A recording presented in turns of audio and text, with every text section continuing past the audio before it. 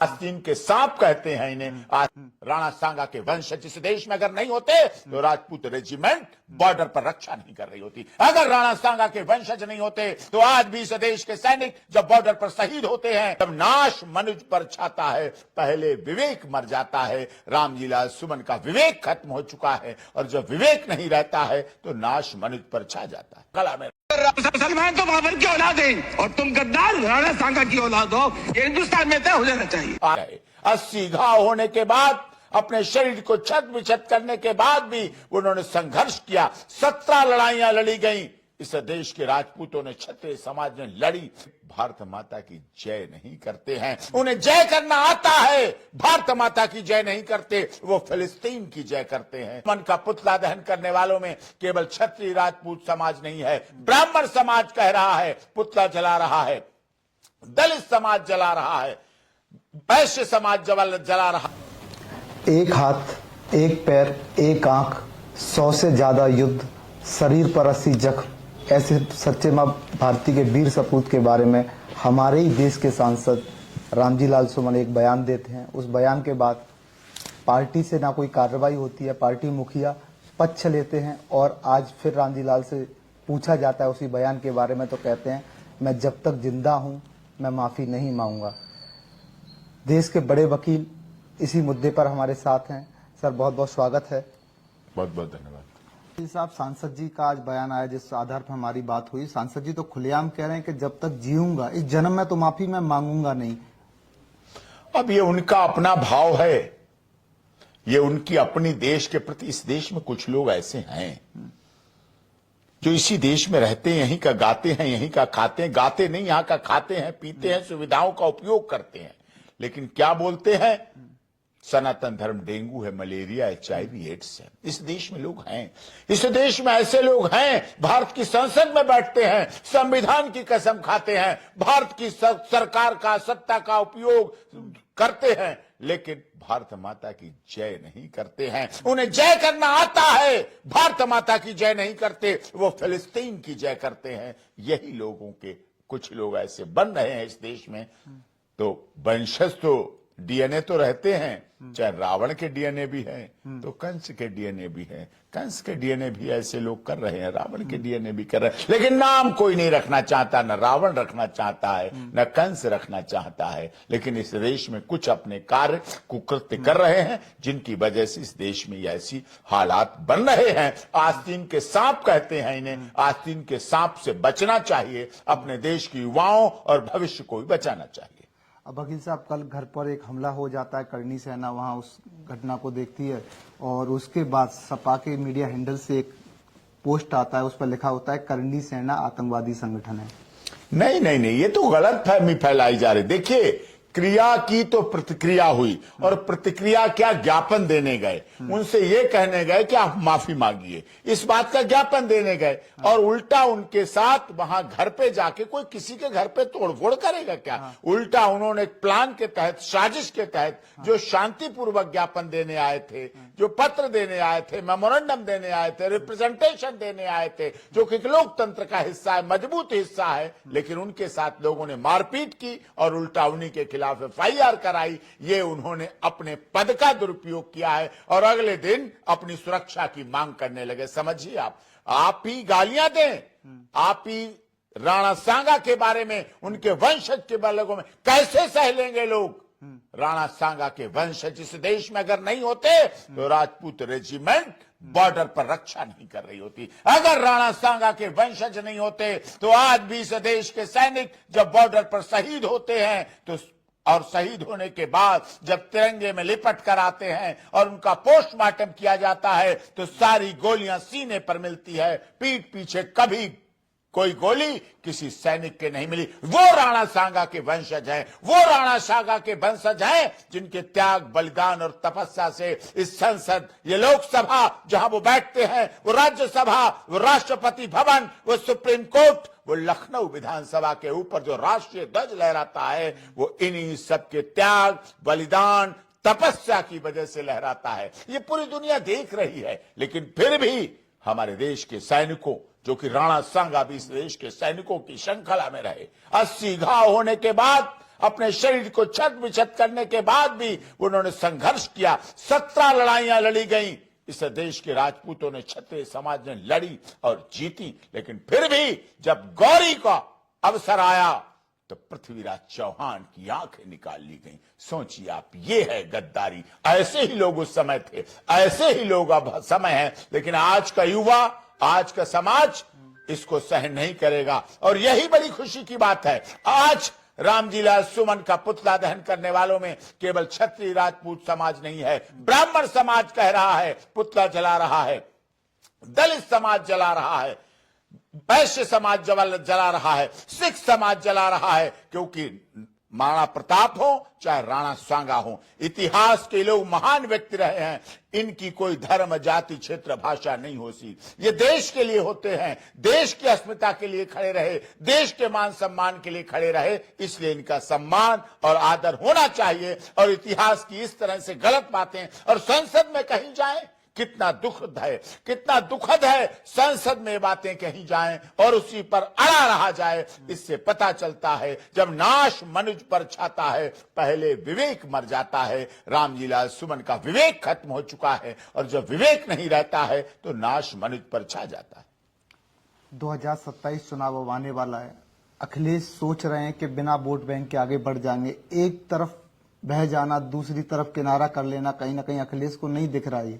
नहीं, वो गांव वाले लोग थे, अब गौशाला में बदबू दिखती है उन्हें। समझो ना, आप कहां चले गए, कहां थे, कहां चले गए। इसी बयान पे आता हूं। कल हाँ, जो बयान दिया कि कन्नौज गए थे अपने संसदीय क्षेत्र में, कह रहे हैं कि गौशाला योगी जी खोल रहे हैं, हम तो इत्र पार्क और इत्रशाला खोलते थे और दुर्गम बदबू यहां से आती है। अब उन्हें देखिए, उनके पिताजी ने हर समय और आज भी गाय उनके घर में है। मैं जाता हूं, देखता हूं, गाय उनके घर में है।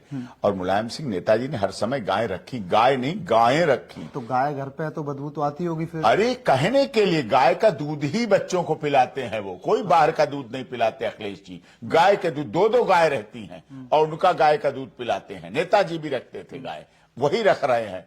लेकिन उनके कहने में तुष्टीकरण के लिए कर रहे हैं। और उनके तो घर की क्या बात कहूं। सोचो ना आप, जब से ये रामजीलाल सुमन की बात पर उन्होंने, उनकी धर्मपत्नी ने खुद कहा कि रामजीलाल सुमन जी ने गलत कहा। क्यों कहा? क्योंकि उनकी धर्मपत्नी ने बेशक लव मैरिज की, वो भी उत्तराखंड से राजपूत समाज की है। उन्होंने भी राणा सांगा के इतिहास को देखा है, उनका भी डीएनए राणा सांगा का है। उसी दिन से नाराजगी चल रही है। उनके तो घर में लड़ाई पड़ी हुई है राणा सांगा की वजह से, बिंदी नहीं लगा रही है।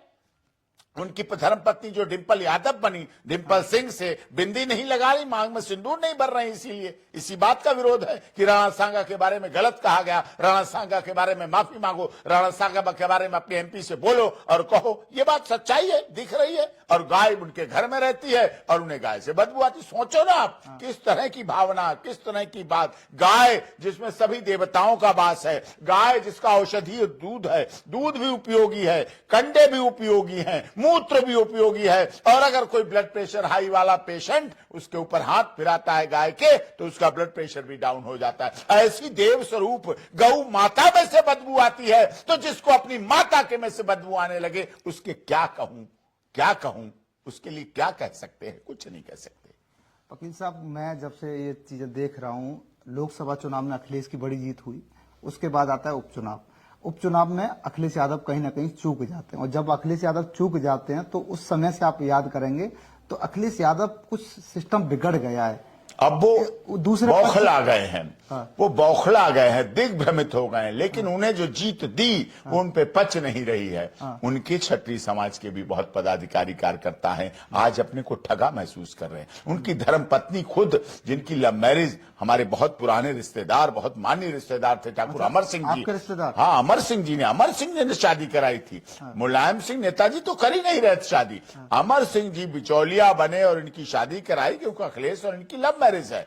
उनकी डिंपल राजपूत परिवार से, उत्तराखंड के राजपूत परिवार से। वो उनका मायके वाले दुखी हैं, मायके वाले परेशान कि हमें क्या दामाद मिल गया, कैसा दामाद मिल गया, ये क्या हो गया हमारे साथ। अखिलेश जी के ससुर वाले परेशान। अरे राजपूत समाज के, क्षत्रिय समाज के, कौन ऐसा व्यक्ति? हमारे देश में तो इस्लाम को मानने वाले कह रहे हैं कि राणा सांगा के साथ गलत किया, बोला जा रहा है। हम भारत के हैं तो हमारे भारत के लोग हैं। राणा सांगा का इतिहास भी हमारा है, महाराणा प्रताप का इतिहास भी हमारा, पृथ्वीराज चौहान का इतिहास भी हमारा। तो गौरी तो नहीं हो सकते ना, अकबर और बाबर तो उनके महान नहीं हो सकते हैं।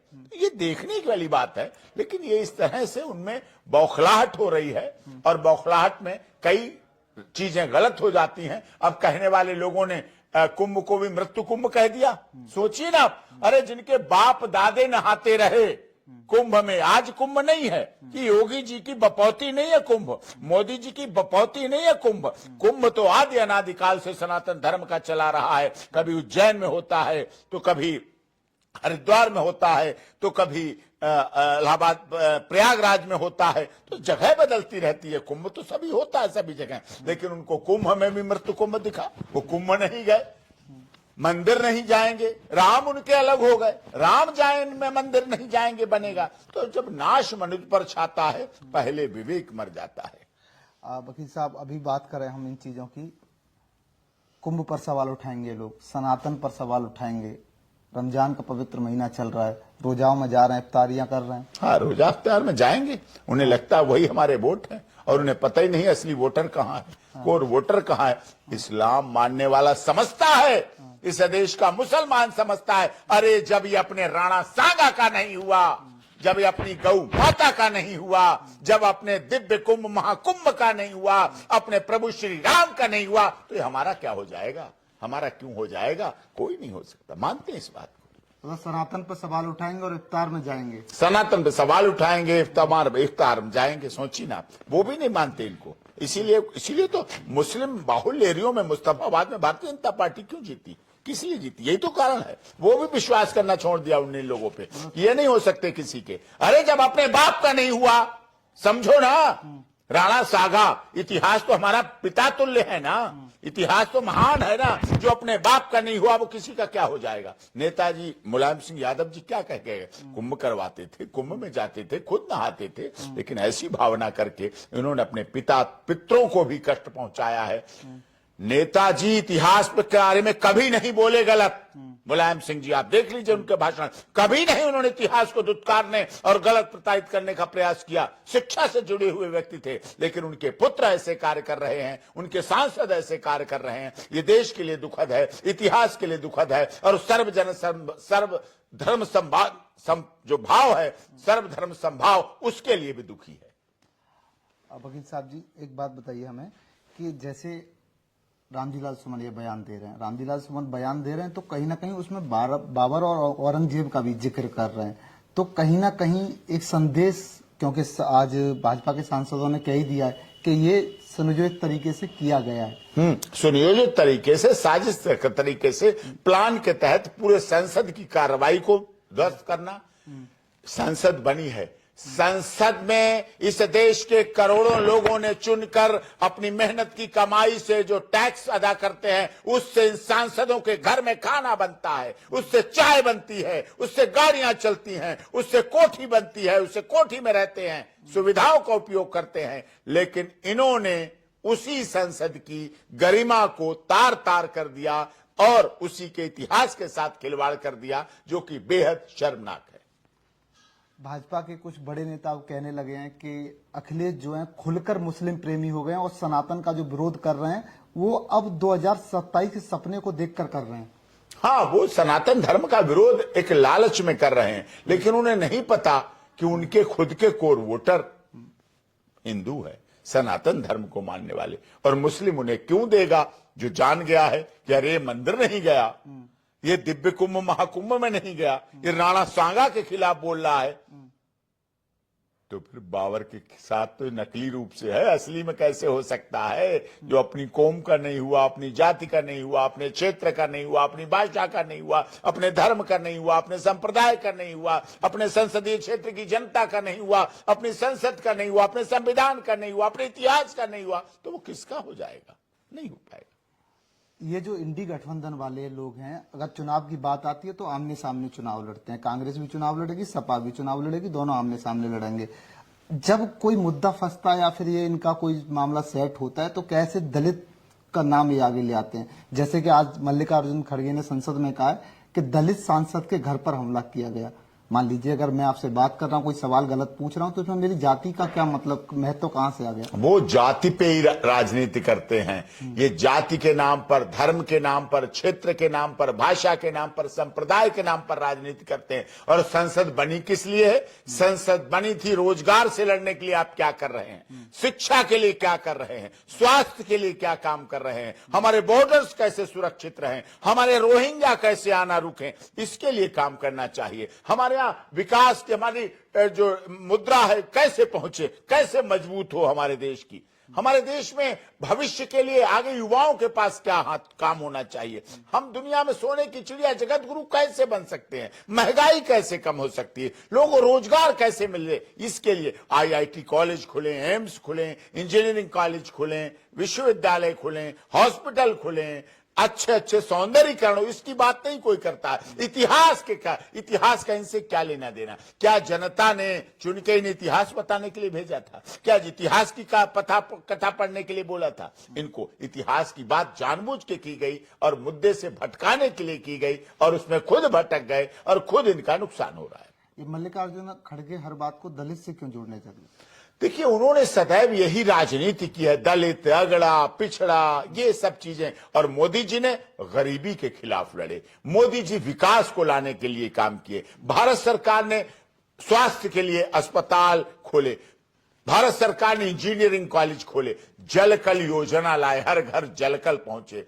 शौचालय बनाने का काम भारत सरकार ने किया, हर घर में शौचालय बने, स्वास्थ्य रहे, अस्पताल बने। कोविड-19 कोरोना वैक्सीन